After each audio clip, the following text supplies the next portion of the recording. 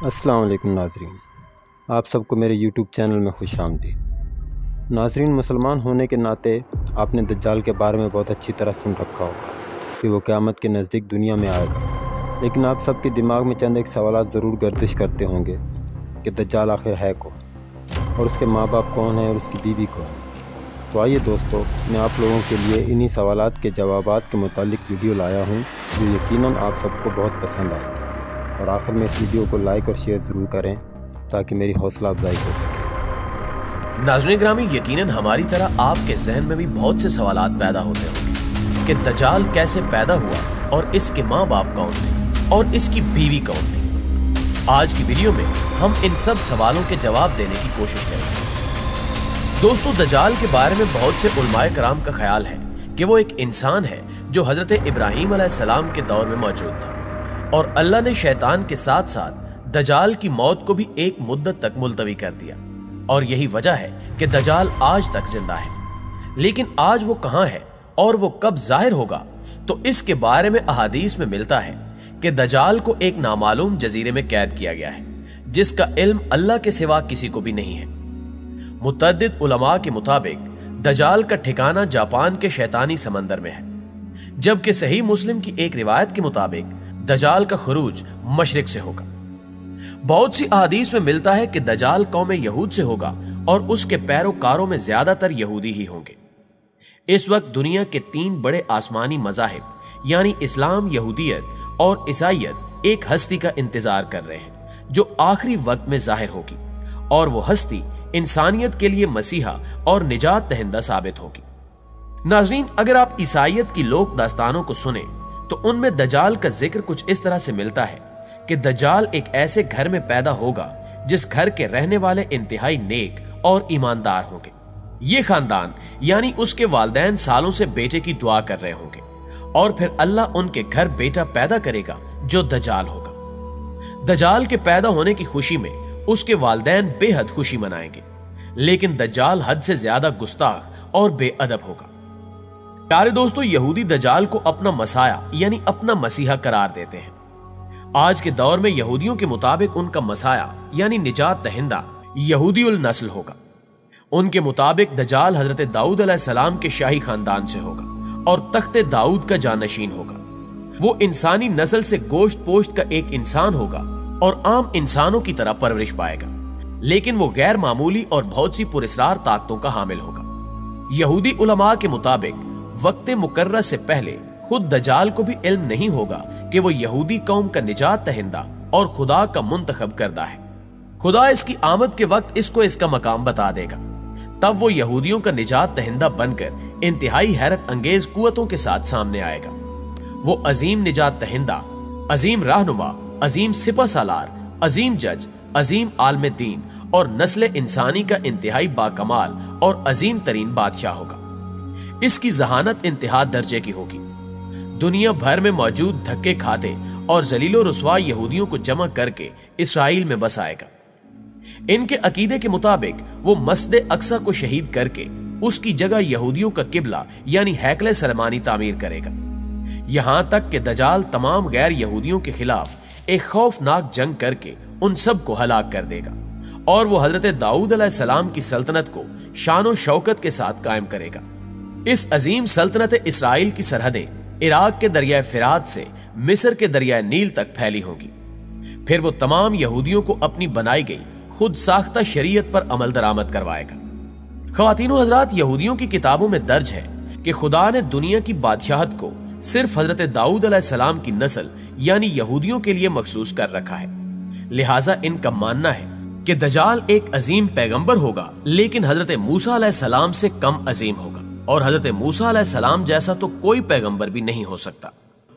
जबकि नाज़रीन, इनका मजीद कहना है कि सारी दुनिया दज्जाल की अक्लो जहानत और ताकतों की वजह से इसको बादशाह तस्लीम कर लेगी और दुनिया के सारे मज़ाहिब खत्म हो जाएंगे, सिर्फ यहूदियत बाकी रहेगी। गैर यहूदी कभी यहूदी नहीं बनेंगे और ना ही उनको यहूदी मजहब इख्तियार करने दिया जाएगा, अलबत्ता वो सब हलाक कर दिए जाएंगे।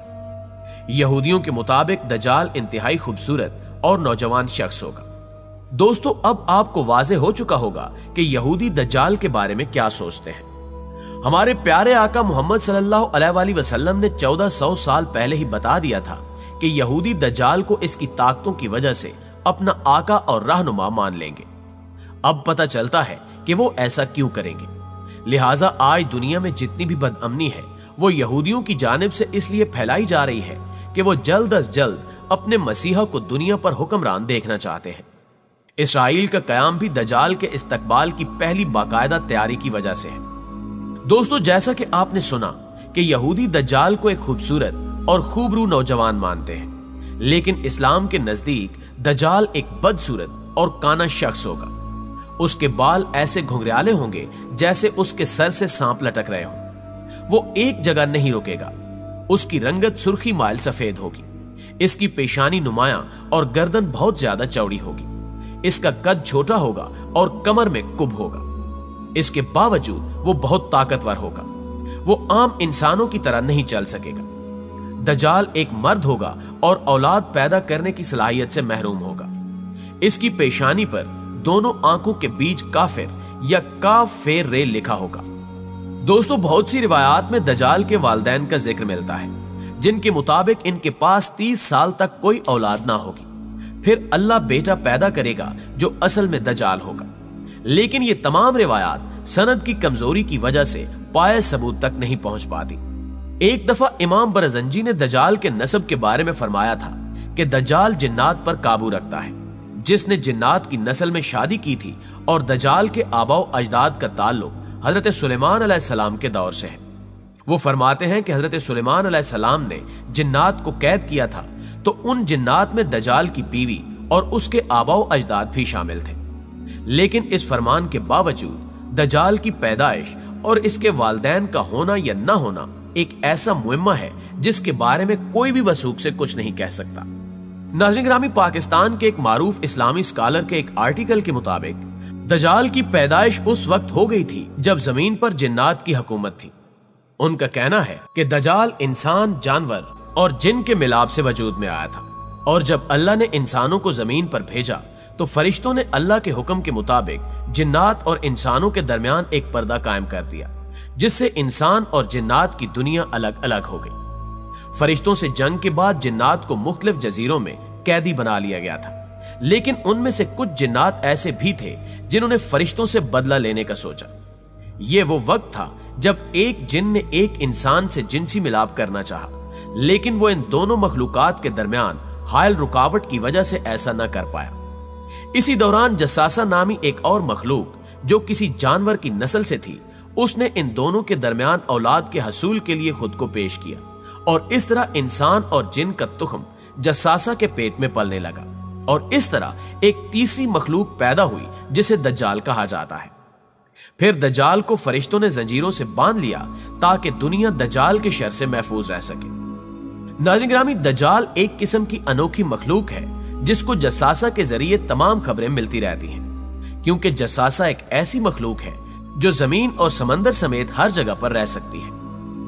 बहरहाल इस आर्टिकल में कितना सच है ये तो सिर्फ अल्लाह ही बेहतर जानता है, मगर जसासा के मुतालिक हमें सही मालूमात इस वाक़े से मिलती हैं जिसमें हजरत तमीम दारी रजी अल्लाह ताला अन्हो ने दज्जाल से मुलाकात का पूरा वाक़या आप सल्लल्लाहु अलैहि वसल्लम को बताया था।